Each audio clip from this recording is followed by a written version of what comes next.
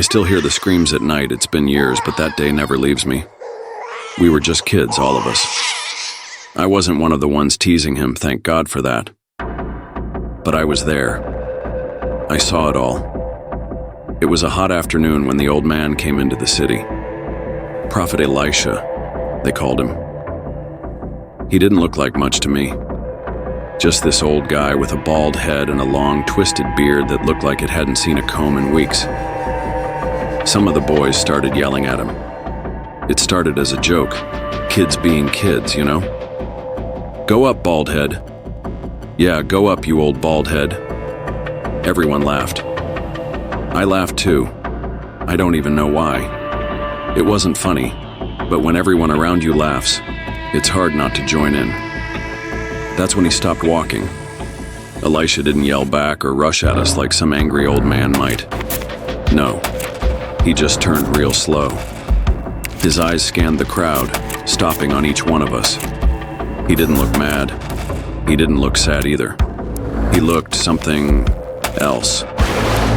Cold, maybe? Like we were nothing to him. And then he spoke.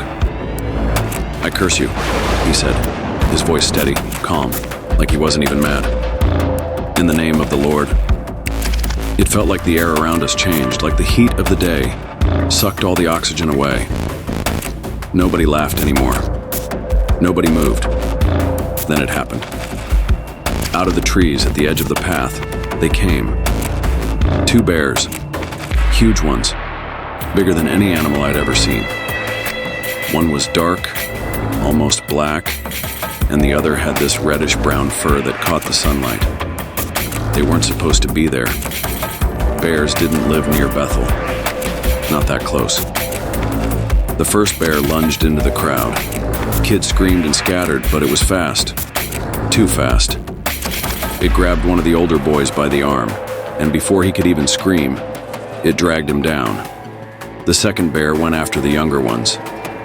A girl, she couldn't have been older than 6, tripped and fell, and the bear was on her before anyone could help. The sound it made when it bit down, God, I'll never forget that sound. Kids were running everywhere, tripping over each other, falling, crying.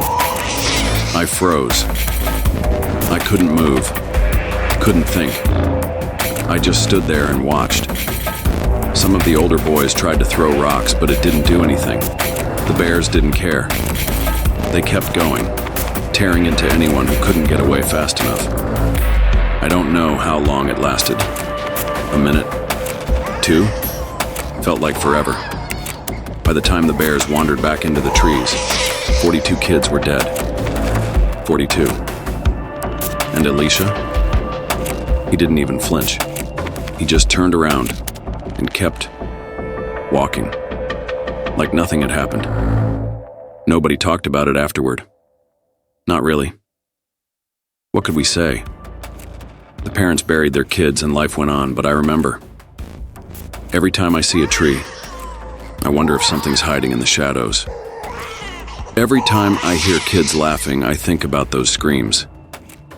Some people say Elisha was a man of God, and maybe he was. But that day, he didn't feel like a holy man. That day, he felt like something else entirely.